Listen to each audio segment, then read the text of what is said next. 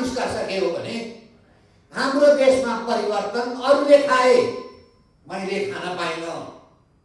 अब म सत्तामा गएपछि खानुपर्छ भन्ने मान्यतामा गएछ।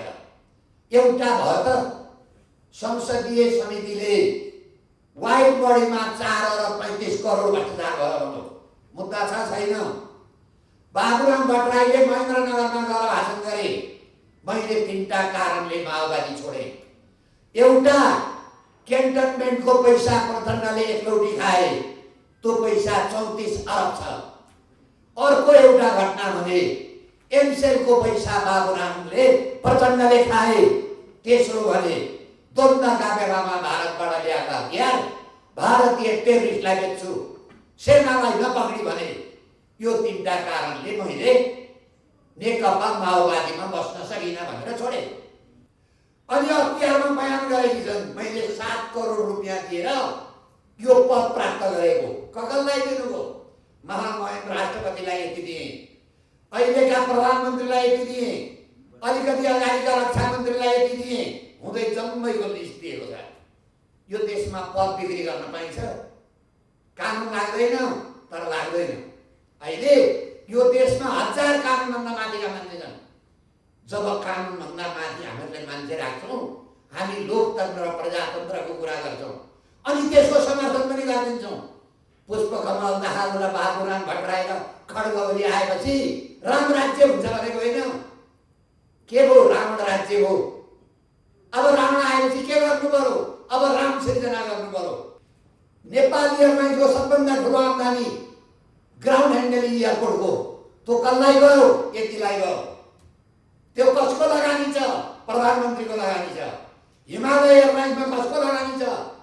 प्रधानमन्त्रीको लगानी छ। छानबिन हुनु नपर्ने।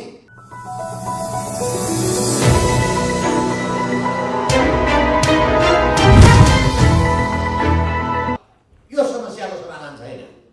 यिनीहरूले कुन दिन अहिले त बालुवाटार खाए, धरानको सर्दुको खाए, सगरमाथाको जग्गा खाए, कुन दिन नेपाललाई सिक्किम बनाउँछ अनि सिक्दै जान्छ। यही काम हुँदैछ। म अलिकति ललिता निवासको लामो कुरो म पनि गर्थेँ। ललिता निवासमा निर्णयकर्ता बाबुराम भट्टराई र माधव नेपालको मन्त्री परिषद। अख्तियार दुरुपयोग अनुसन्धान आयोगले मुद्दा त दर्ता गरो, तर लम्बडो बनाएर गरो। निर्णयकर्तालाई प्रतिवादी बनाएन, निर्णय कार्यान्वयन गर्ने मान्छेलाई प्रतिवादी बनायो। यो किन काम गरियो त भन्दा, यो भोलि अदालतले के भन्छ भने यो मुद्दामा तिमीले निर्णयकर्तालाई चाहिँ विपक्षी नबनाएको हुनाले जसले निर्णय गरो त्यसले गरेको ठिक, निर्णय कार्यान्वयन गर्ने मान्छेले गरेको काम बेठिक भन्न मिल्दैन भनेर जम्मैलाई सभाइदिन्छ। त्यो अख्तियारको निर्णयमा मैले गरेको एउटा मुद्दा अख्तियार दुरुपयोग अनुसन्धान आयोगको मेरो नाम पनि लेखेर त्यहाँ आयोग अभियोग पत्र तयार गरिएको छ। 53/6/8 सर्वोच्च आयोगले फैसला के गर्यो भने नीतिगत निर्णय गर्यो। तर नीतिगत निर्णयको व्याख्या कसरी गरेको छ भने निर्वाचनको घोषणा पत्रमा लेखिएका कुरा त्यो पार्टीले सरकार बनायो भने त्यो घोषणा पत्रमा लेखिएका कुरा जनताले अनुमोदन गरेका हुनाले त्यो घोषणा पत्र बमोजिम गर्ने काम चाहिँ नीतिगत निर्णय हो। उदाहरणका लागि कम्युनिस्ट पार्टीले चुनाव लड्दा नेकपा अथवा माओवादी एमाले हामी सरकारमा गयौँ भने ललिता निवासको जग्गा सब मोहीलाई दिन्छौँ, नक्कली मोही बनाउँछौँ, हामी पनि कामरेड हौँ, हाम्रो पनि केही छैन, 5 आना बाँडेर लिन्छौँ भनेर घोषणा पत्रमा लेखिएको भए त्यो घोषणा पत्रवाला पार्टीलाई निर्वाचनमा भोट दिएपछि त्यो काम गर्नु चाहिँ नीतिगत निर्णय हो, किनभने जनताले अनुमोदन गरे। तर घोषणा पत्रमा नलेखिएका कुरा नीतिगत निर्णय हुँदैनन्। त्यसैले मैले सर्वोच्च अदालतमा बाबुराम भट्टराईको मन्त्री परिषद र माधव नेपालको मन्त्री परिषदलाई पनि यो मुद्दामा प्रतिवादी कायम गर्नुपर्छ, अख्तियारको निर्णय बदल गरेको भनेर मुद्दा हालेको छु। अहिले हाम्रो न्याय प्रणाली कसैले खुकुरीले मान्छे मारो, अहिलेको अख्तियार र हाम्रो न्याय प्रणालीले के गर्ने रहेछ भने त्यो खुकुरी कसले बनायो? आरनवाला। त्यो आरनवालालाई चाहिँ मुद्दा लाउने, त्यो खुकुरीले मान्छे काट्नलाई मुद्दा नलाउने। तर्क के रहेछ भने त्यो आरनवालाले खुकुरी नबनाइदिएको भए यो फलानाले त काट्ने नै थिएन नि। दोषीको त्यो आरोपवाला बाबुराम भट्टराईकै भनाइअनुसार हो भने उहाँले नाम फेर्नु थर फेर्नु भएको छ बाबुराम कामी। कामीले बनाएको खुकुरीवालालाई चाहिँ मुद्दा लाग्ने, त्यो खुकुरी प्रहार गर्ने मानव नेपाललाई मुद्दा नलाग्ने हाम्रो देशको न्याय प्रणाली। अब यो न्याय प्रणाली के हुन्छ?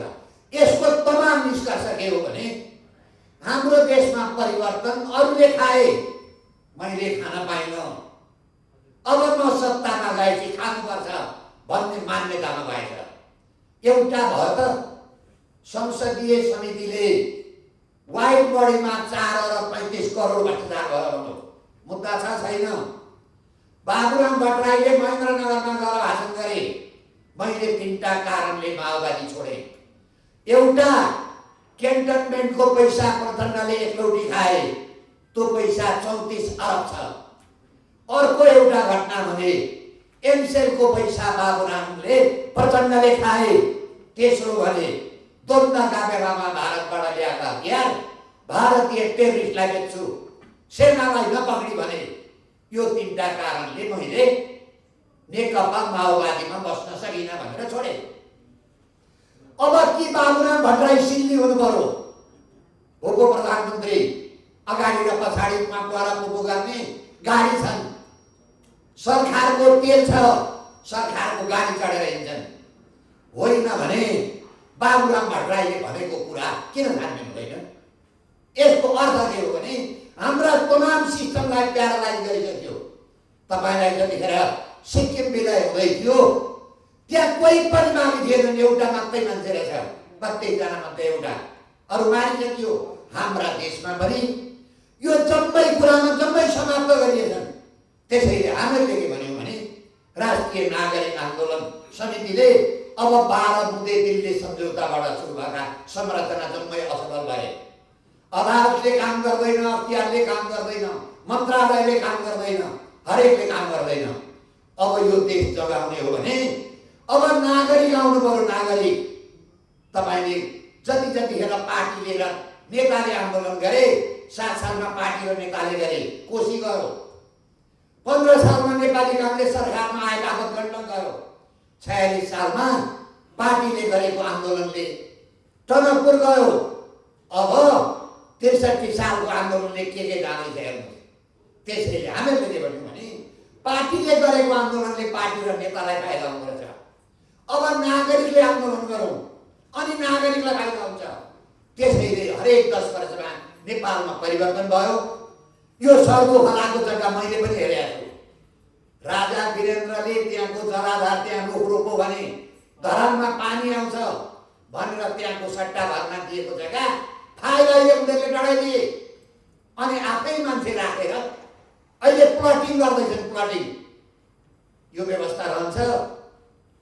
ललिता निवासको जग्गा यस्तो देखियो, अरू कति छन् कति? यस्तो त भन्न कोइरालाजीले यति प्रकाशमा ल्याउनुभयो। अहिले अर्को एउटा षड्यन्त्र हुँदैछ। यो सुकुम्बासीका नाममा तमाम जङ्गल दर्ता हुँदैछ। तर एक दिन याद गर, कोरियामा 3टा राष्ट्रपति चुनावमा छन्, मलेसियामा योभन्दा अगाडिको प्रधानमन्त्री चुनावमा छन्। एक दिन नेपाली जनताले यहाँका पनि त्यस्ता मान्छे चुनावमा गएको हेर्न चाहन्छन्। म एउटा घटना सुनाउँछु। तपाईँको राज्य लक्ष्मीको छ महिलाको सिटबाट आएकी सलाहकार कान्तिपुर हेडलाइनरमा उनले इन्टरभ्यू दिएकी छन्। तपाईँ रेकर्ड खोज्नु होला। अनि अख्तियारमा बयान गरेकी छन्, मैले 7 करोड रुपियाँ दिएर यो पद प्राप्त गरेको। कसलाई दिनुभयो?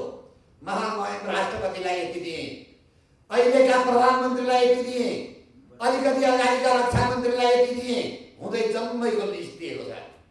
यो देशमा पद बिक्री गर्न पाइन्छ? कानुन लाग्दैन, तर लाग्दैन। अहिले यो देशमा 1000 कानुनभन्दा माथिका मान्छे छन्।